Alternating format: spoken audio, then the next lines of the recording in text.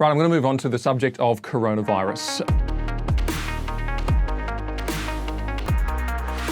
And I just want to make a few points about this. It's really hard to draw too many hard and fast conclusions about what's going on because it's all such a fast-moving feast. However, there has been some conjecture about the validity of the government's response.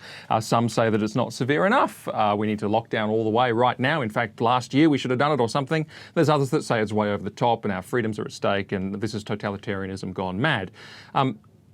People on the right of centre tend to be worried about the freedoms. People on the left of centre tend to be worried about not going far enough with lockdown.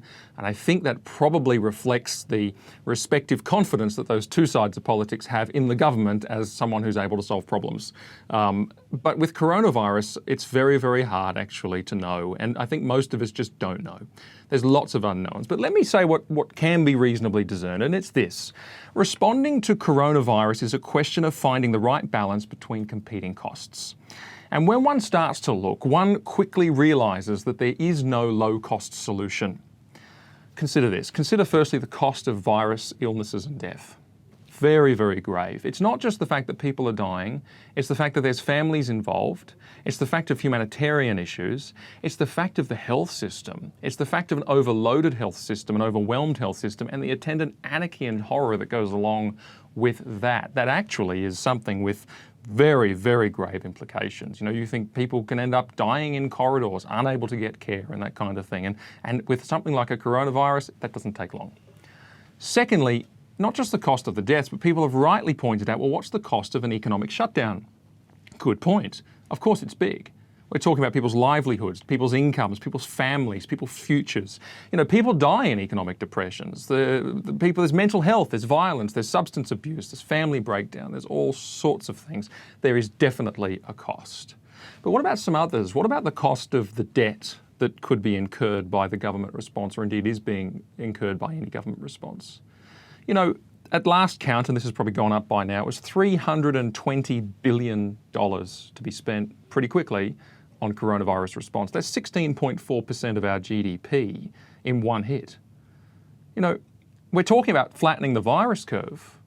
What about the attendant issue of flattening the debt curve? Because that never happened, see. The global financial crisis came along.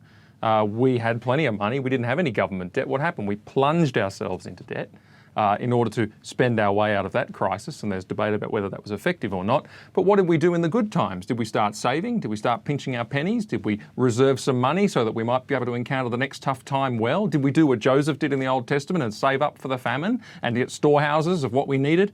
It seems not. We never got back to surplus. We never dealt with our debt issues. Next crisis comes, what happens? Well, we plunge all the way down further. This cannot go on forever. Who pays it back? It's a generational problem.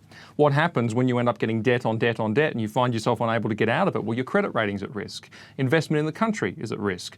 Wage growth is at risk. GDP per capita is at risk. You have ongoing serious problems. This is systemic long term. What about the cost of isolation for individuals? You think of people who are dealing with depression and mental health, anxiety, people who need to be out and about in crowds to stop their anxiety issues from getting worse. People who have been recovering from addictions. Nothing worse than putting someone in a room and saying stay there by themselves when they're recovering from addictions. What about the cost of the unknown? Because if we think we know the full implications and ramifications of this, you think of the infinite, complex, multi-level chain reactions that are going on around the world right now. You think that a guy eating an undercooked bat in China could create this whole disaster. We are crazy if we think that we can predict the outcome with any reasonable accuracy. There's the unknown. Now, those are all the bad things, but there's opportunities as well. Being at home, families are together. In most cases, that's a very, very good thing. A very good thing. Busy people are resting, and they might not like resting, but probably they've been too busy for too long for, sometimes wrong reasons, and forced to stop. That's not necessarily a bad thing at all. It brings what's most important into life into stark relief. God. How about that? It brings the frailty of life into stark relief. It makes people think and take time. And you know what? If people think on God, well, that's worth it. Relationships, loved ones, families. And we also forget that people are resilient and flexible. We sometimes fall for this notion that everyone's a wilting wallflower and we need to be protected and cared for to the nth degree. People are tough. People adapt. People change. People deal with circumstance. This isn't all bad, but here's the thing. Which is the low-cost answer? There's not one. Which is the right way to go? Well, I think policymakers need the wisdom of Solomon to know how to plot a path that walks between these competing costs and some benefits and tries to develop an outcome that's unpredictable, but nonetheless minimises cost. And they may adapt as data comes to light, and that should be fine. They should be able to do that, and we shouldn't think any the worse of them. But the response we have is built very strongly around the idea that the health system could be overloaded.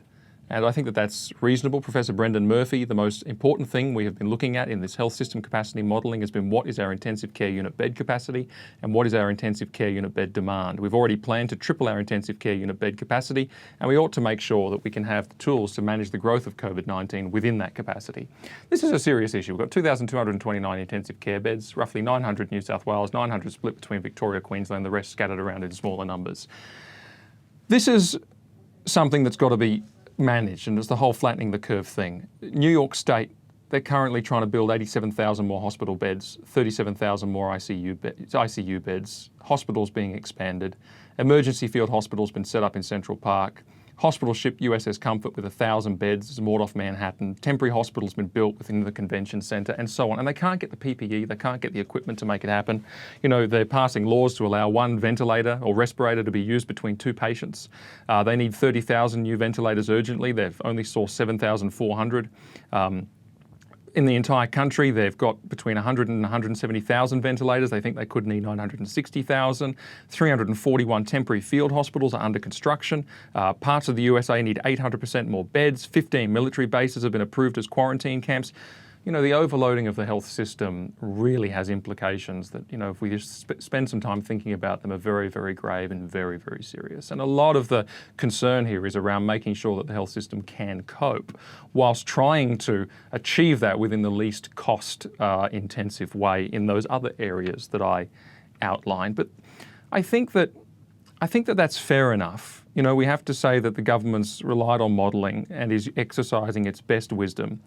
But two concerns which I might have is this. Firstly, people who make rules really need to ensure that they have the respect of those who they want to follow the rules. And there's, been all sorts of things done with over-enforcement, overzealousness, fines being dished out for silly, silly things that are not risky. And I think people who exist in highly bureaucratic environments need to understand that enforcing rules for rules' sake, divorced from logic, divorced from humanity, divorced from common sense and purpose, just makes them look like power trippers. It undermines the trust and respect that the public have for them, and it's that trust and respect that's vital if this thing is to be sustained for a long time. They need to fine people and enforce these rules against those who are actually being risky. Not people who are going out for a drive with the doors closed and never getting out of the car. Not someone who's having a learning driving lesson with their own mum. Not, this kind of silly stuff. And not coming out and saying, well, romantic couples can't see each other. I just think that's one. The longevity of this is at stake if that is not curbed. That's the first thing. And longevity is actually important in all of this because it's got to be sustained and be sustainable. And the second thing is this. I think if we have a risk in getting the calibration wrong in trying to walk through these competing costs, the risk would be that we would have too much trust in the government to save us from the consequences of the situation. And I think if we think that consequences are that simple, that the government can pick them all and save us from them all, then we're very naive. I also think that I've lost my spot. I also think that government intervention itself. That's right. If we really think that government intervention itself does not come with consequences, and indeed very unpredictable consequences, and I talked about some of the clear ones like debt, etc., and the intergenerational aspects of that and the challenges that creates, then we're also naive. And so there's a caution there that the government can't save us from anything, and I trust that we don't fall into that caution. But my basic answer to this at the moment is, I'm glad I'm not making the decisions. Pray that these policymakers have the wisdom of Solomon realise that what they're doing is not outside the ballpark of reasonable, and let's trust that we're led through this and led through it well.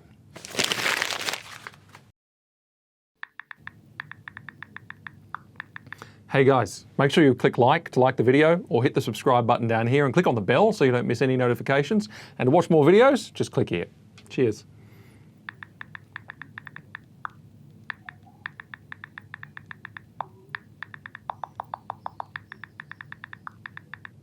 Go on, click one. You know you want to.